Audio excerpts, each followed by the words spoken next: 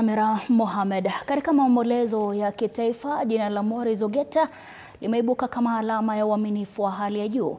Kwa karibu miaka 18, Ogeta hakuwa tu mlinzi wa Raila Odinga, bali pia mshauri wa karibu, rafiki wa kweli na mwana wa kisiasa wa kila hali.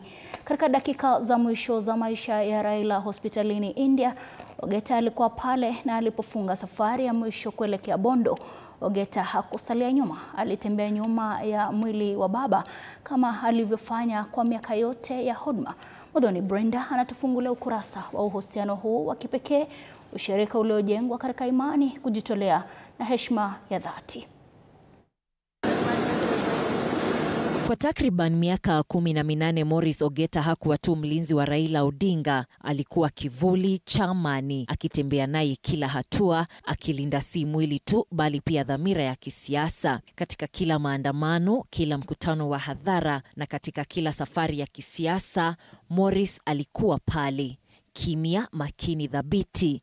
Alikuwa nyuma ya baba, lakini ndani ya historia. Katika picha hizi ambazo zimesemekana kuwa dakika za mwisho za maisha ya Raila Odinga alipokuwa akipokea matibabu nchini India, Ogeta anaonekana akitembea nyuma ya Raila katika matembezi ya asubuhi.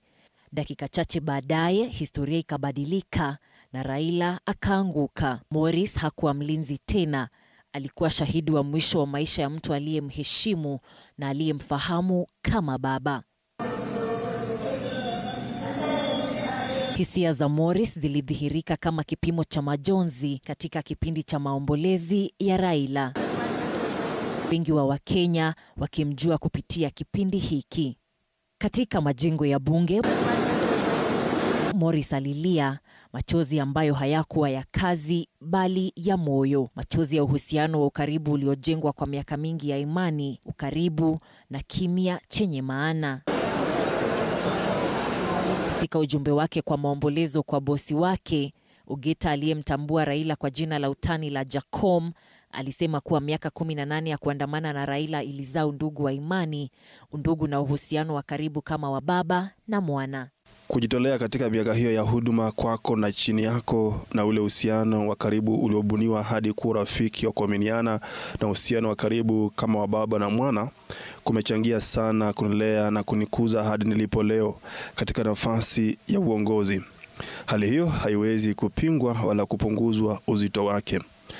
Kwa nafasi ulionipa kama msaidizi wako wa binafsi kwa karibu miaka 18, naweza kukiri wazi kuwa sijawahi kumfahamu binadamu mwingine barani Afrika aliyekaribia kufikia nafasi yako kama kinara wa harakati za bara huru lenye usawa, isipokuwa Nelson Mandela. Katika harakati za kihistoria za kuijenga Kenya bora, urithi wako uligubikwa na kujitolea binafsi. Utaendelea kuishi. Asante kwa kuwa baba wa kuaminika na mlezi wa kweli.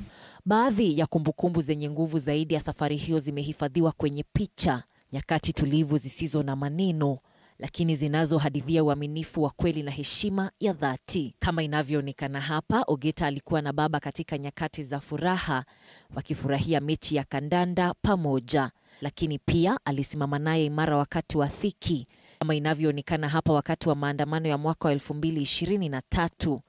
Na leo katika mazishi ya Raila Odinga, familia yake ilitambua uhusiano huu wa kipekee. Winnie Odinga akimrejelea Morris Ogeta kama mshiriki wake wa karibu, kauli iliyozua shangwe kubwa kutoka kwa umati. Morris, your father, you were behind him even at the last minute. The last talk, the last jog, the last step he took, you were behind him. And my partner, Morris Ogeta.